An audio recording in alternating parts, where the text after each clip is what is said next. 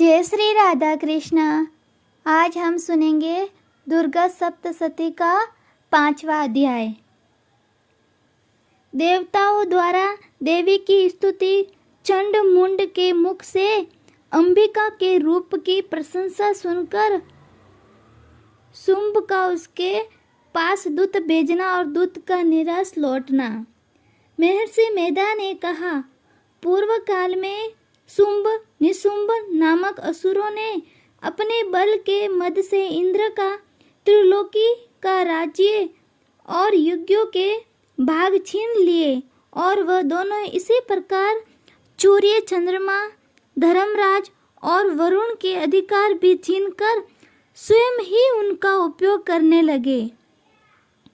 वायु और अग्नि का कार्य भी वही करने लगे और इसके पश्चात उन्होंने जिन देवताओं द्वारा राज्य छीना था उनको अपने अपने स्थान से निकाल दिया।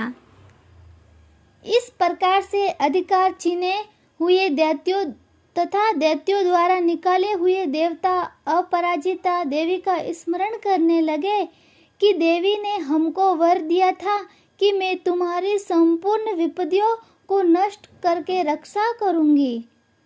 ऐसा विचार कर सब देवता हिमालय पर गए और भगवती विष्णु माया की स्तुति करने लगे। देवताओं ने कहा, देवी को नमस्कार है, शिव को नमस्कार है, प्रकृति और भद्रा को नमस्कार है। हम लोग रौद्र, नित्या और गौरी को नमस्कार करते हैं। ज्योत्स्नामय चंद्र रूपिणी व सुख रूपा देवी को निरंतर नमस्कार है। शरणोगतों का कल्याण करने वाली वृद्धि और सिद्धि रूपा देवी को हम बार बार नमस्कार करते हैं। और नैऋति राजाओं की लक्ष्मी तथा सर्वाणी को नमस्कार है। दुर्गा को दुर्ग स्थलों को पार करने वाली दुर्गपारा को सारा सर्वकारिणी ख्याति कृष्ण और धूम्र देवी को सदैव नमस्कार है। अत्यंत सौम्य तथा अत्यंत रौद्र रूपा को हम नमस्कार करते हैं। उन्हें हमारा बारंबार प्रणाम है। जगत की आधारभूत कृति देवी को बार बार नमस्कार करते हैं। जिस देवी को प्राणी मात्र विष्णु माया कहते हैं उसको नमस्कार है, उसको नमस्कार है, उसको नमस्कार है। जो देवी संपूर्ण प्राणियों में चेतना कहलाती हैं उसको नमस्कार है, उसको नमस्कार है, उसको नमस्कार है। जो देवी संपूर्ण प्राणियों में बुद्धि रूप से स्थित है उसको नमस्कार है, उसको नमस्कार है, उसको नमस्कार है। जो देवी सब प्राणियों में निद्रा रूप से विराजमान है उसको नमस्कार है, उसको नमस्कार है, उसको नमस्कार है। जो देवी संपूर्ण प्राणियों में सुधा रूप से विराजमान है उसको नमस्कार है, उसको नमस्कार है, उसको नमस्कार है। जो देवी संपूर्ण प्राणियों में छाया रूप से स्थित है उसको नमस्कार है, उसको नमस्कार है, उसको नमस्कार है। जो देवी सब प्राणियों में शक्ति रूप से स्थित है उसको नमस्कार है, उसको नमस्कार है, उसको नमस्कार है। जो देवी संपूर्ण प्राणियों में तृष्णा रूप से स्थित है उसको नमस्कार है, उसको नमस्कार है, उसको नमस्कार है। जो देवी सब प्राणियों में शांति रूप से स्थित है उसको नमस्कार है, उसको नमस्कार है, उसको नमस्कार है। जो देवी सब प्राणियों में जाति रूप से स्थित है उसको नमस्कार है, उसको नमस्कार है, उसको नमस्कार है। जो देवी सब प्राणियों में लज्जा रूप से स्थित है उसको नमस्कार है, उसको नमस्कार है, उसको नमस्कार है। जो देवी संपूर्ण प्राणियों में श्रद्धा रूप से स्थित है उसको नमस्कार है, उसको नमस्कार है, उसको नमस्कार है। जो देवी संपूर्ण प्राणियों में क्रांति रूप से स्थित है, जो देवी सब प्राणियों में लक्ष्मी रूप से स्थित है, उसको नमस्कार है, उसको नमस्कार है, उसको नमस्कार है। जो देवी संपूर्ण प्राणियों में वृत्ति रूप में स्थित है, उसको नमस्कार है, उसको नमस्कार है, उसको नमस्कार है। जो देवी सब प्राणियों में स्मृति रूप से विराजमान है, उसको नमस्कार है, उसको नमस्कार है, उसको नमस्कार है। जो देवी सब प्राणियों में दया रूप से स्थित है, वह उसको नमस्कार है, उसको नमस्कार है।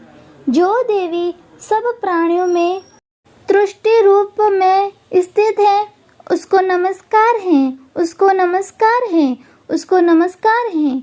जो देवी संपूर्ण प्राणियों में मातृत्व रूप से स्थित है, उसको नमस्कार है, उसको नमस्कार है, उसको नमस्कार है।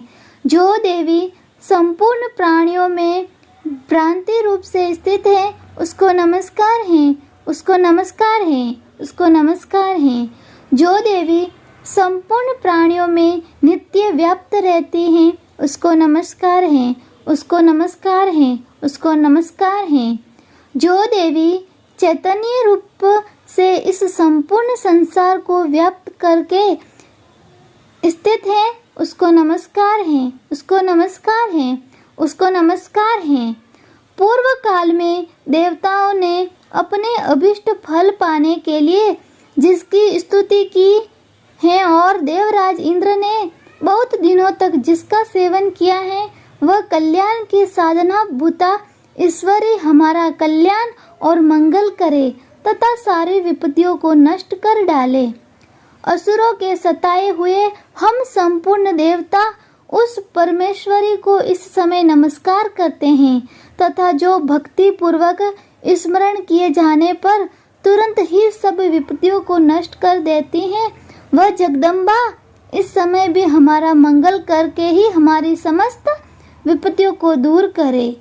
महर्षि मेधा ने कहा, हे राजन, इस प्रकार जब देवता स्तुति कर रहे थे तो उसी समय पार्वती देवी गंगा में स्नान करने के लिए आई। तब उनके शरीर से प्रकट होकर शिवा देवी बोली, शुंभ दैत्य के द्वारा स्वर्ग से निकले हुए और निशुंभ से हारे हुए ये देवता मेरी स्तुति कर रहे हैं।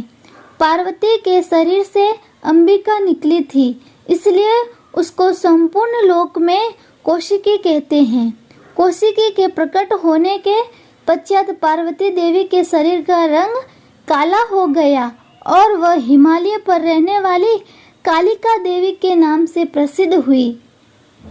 फिर शुंभ और निशुंभ के दूत चंडमुंड वहां आए और उन्होंने परम मनोहर रूप वाली अंबिका देवी को देखा। फिर वह शुंभ के पास जाकर बोले, महाराज, एक अत्यंत सुंदर स्त्री हिमालय को प्रकाशित कर रही हैं। वैसा रंग रूप आज तक हमने किसी स्त्री में नहीं देखा है। असुरेश्वर, आप ये पता लगाए कि वह कौन है और उसको ग्रहण कर ले। वह स्त्रियों में रत्न है। वह अपनी क्रांति से दसों दिशाओं को प्रकाशित करती हुई वह स्थित है, इसलिए आपका उसको देखना उचित है।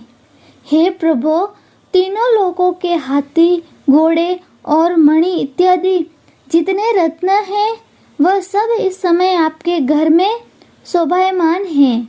हाथियों में रत्न रूप ऐरावत हाथी और उच्चस्वा नामक घोड़ा जो आज इंद्र से ले आए हैं, हंसों द्वारा जूता हुआ विमान जो कि ब्रह्मा जी के पास था, अब भी आपके पास है, और ये महापद नामक खजाना आपने कुबेर से सीना है।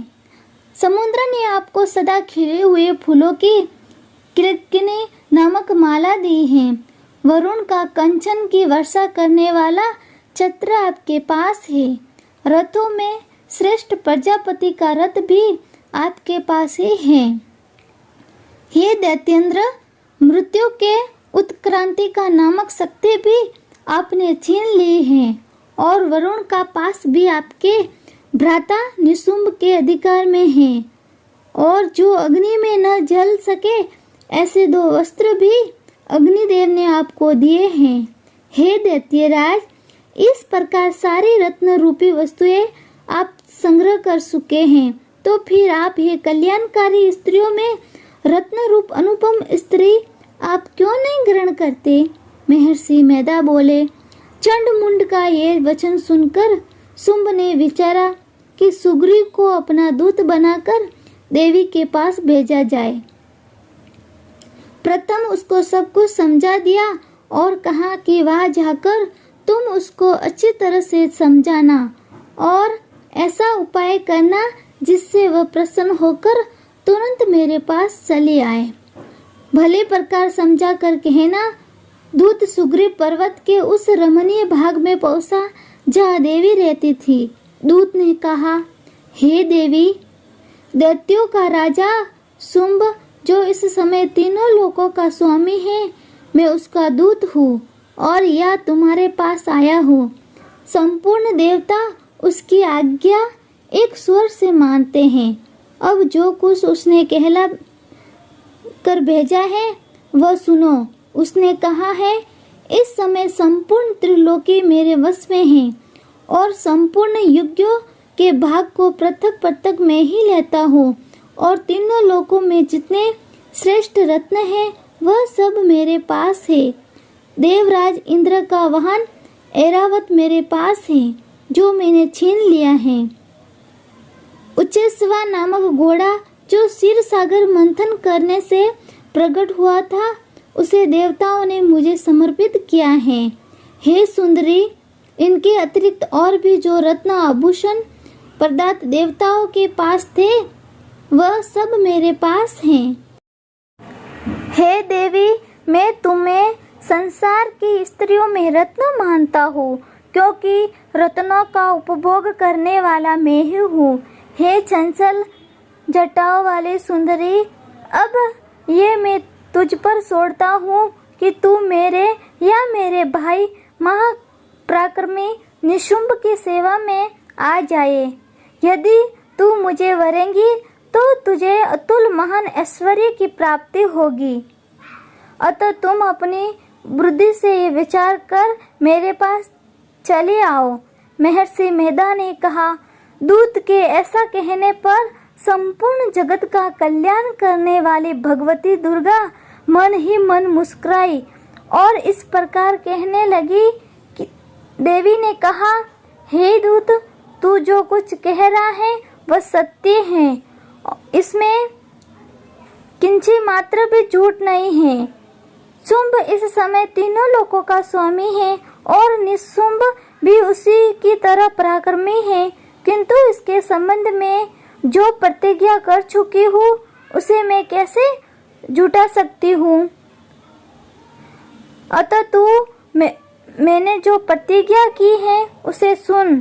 जो मुझे युद्ध में जीत लेगा और मेरे अभिमान को खंडित करेगा तथा बल में मेरे सम्मान होगा वही मेरा स्वामी होगा। इसलिए शुंभ अथवा निशुंभ या आवे और युद्ध में जीतकर मुझसे विवाह कर ले, इसमें भला देर की क्या आवश्यकता है। दूत ने कहा, हे देवी, तुम अभिमान में भरी हुई हो, मेरे सामने तुम ऐसी बात न करो। इस त्रिलोकी में मुझे तो ऐसा कोई दिखाई नहीं देता है जो कि शुंभ और निशुंभ के सामने ठहर सके। हे देवी, जब अन्य देवताओं में से कोई शुंभ व निशुंभ के समान युद्ध में ठहर नहीं सकता, तो तुम जैसी स्त्री उनके सामने रणभूमि में ठहर सकेंगी।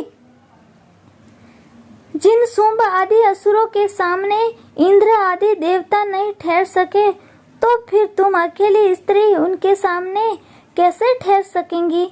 अतः तुम मेरा कहना मानकर उनके पास चले जाओ, नहीं तो जब वह तुम्हें केस पकड़कर घसीटते हुए ले जाएंगे तो तुम्हारा गौरव नष्ट हो जाएगा। इसलिए मेरी बात मान लो। देवी ने कहा, जो कुछ तुमने कहा ठीक है। शुंभ और निशुंभ बड़े बलवान हैं, लेकिन मैं क्या कर सकती, क्योंकि मैं बिना विचारे प्रतिज्ञा कर चुकी हूँ। इसलिए तुम जाओ और मैंने जो कुछ भी कहा है वह सब आदर पूर्वक असुरन से कह दो। इसके पश्चात जो वह उचित समझे करे। दुर्गा सप्तशती पाठ का 5वां अध्याय समाप्त हो गया। हरे कृष्णा। बोलो भगवान लक्ष्मी नारायण की जय। माता दी। ओम नमः शिवाय।